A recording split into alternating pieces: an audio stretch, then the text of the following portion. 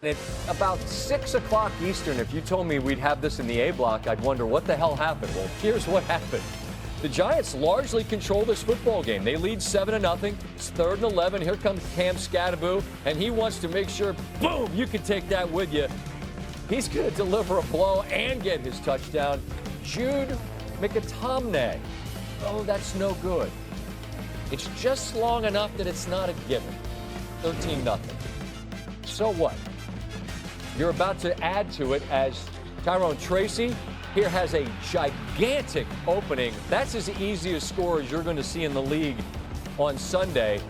Credit to that O-line. They go for 2. This would prove significant. Wan'Dale Robinson just shy of the goal line. But at this point, late third, you're up 19-0. Big whoop.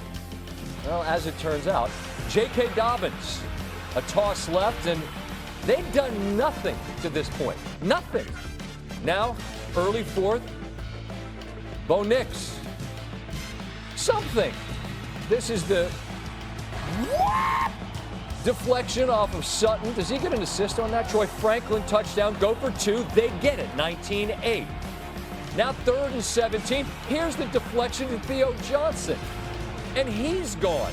So after Denver has that little glimmer of hope, it seems to have been fade to black with this. Giants up 26-8. 1,605 consecutive games where teams had an 18-point lead or greater in the final 6 minutes meant that team won. Denver cares not about my stupid graphic. Here comes Nix. He'll roll, takes it in.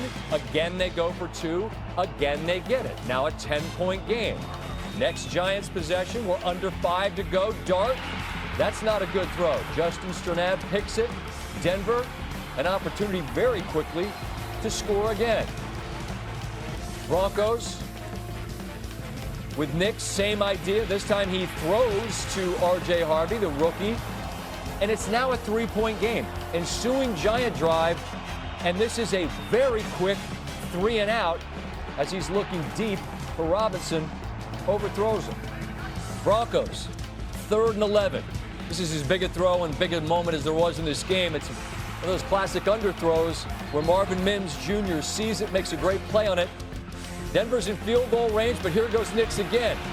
What a great play design, and he has got a wide open alley, and stunningly, Denver has the lead. But this young team, led by a couple of rookies in part on offense at key positions, they don't fold. This is 4th and 19.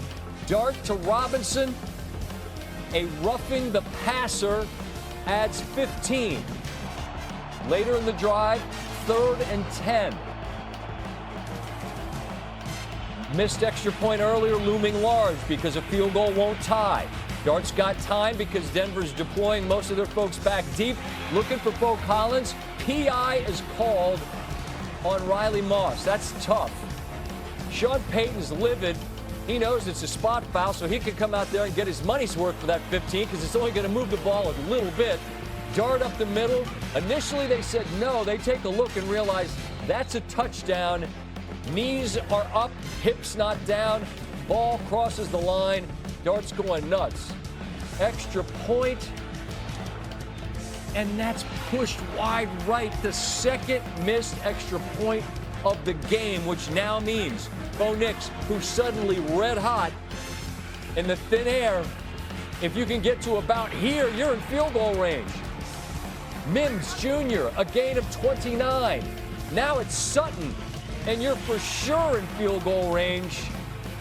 And it's Will Lutz out of timeouts, clean operation, don't anyone jump. Keep your poise,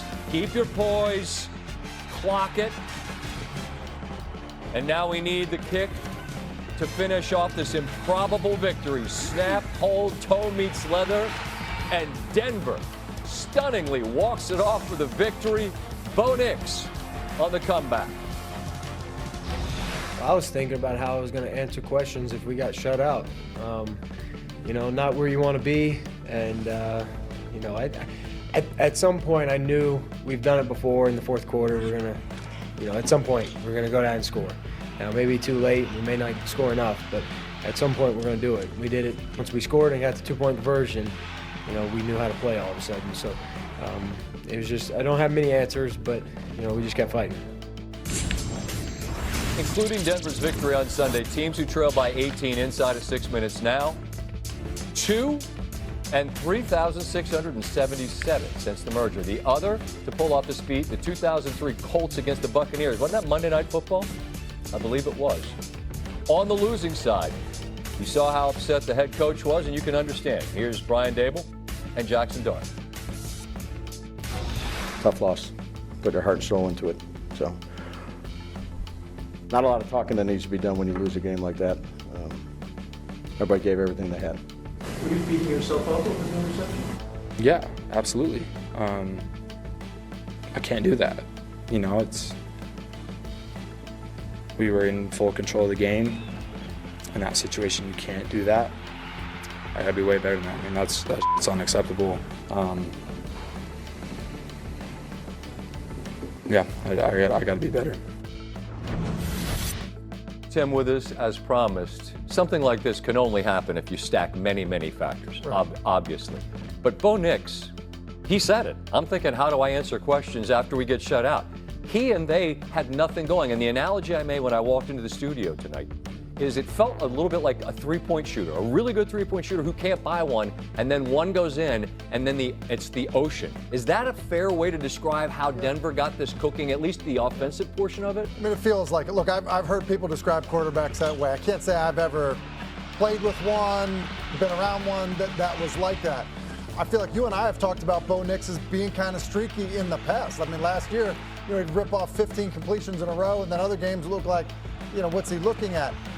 I think clearly when you hear him talk, there's a confidence about how I think he feels like he's seeing the game right now. And listen, sometimes there's some good fortune. You mentioned it with the tip pass that goes for a touchdown. I think the ball that, the play we just saw prior to that one, I actually think he's throwing to the in cut. He looked like hits the clear route running inside of it. But there's also a confidence, I think, about him. And I would just say this. Haven't been around somebody who's been streaky, but have struggled, have seen guys struggle. It is hard to pull yourself out of that. I don't know what it's like in basketball. You see one go in and it changes it. It doesn't really work that way in football. In football, you feel like you're playing uphill. It feels like there's 15 defenders out there. So pulling yourself out of that is remarkably difficult. I think that was what was impressive about how he stuck with it. 14 minutes in the fourth quarter, they were basically shut out until that point. That's great context, and it makes a lot of sense because it's not the same as making a shot, but clearly the fuse got lit and they win.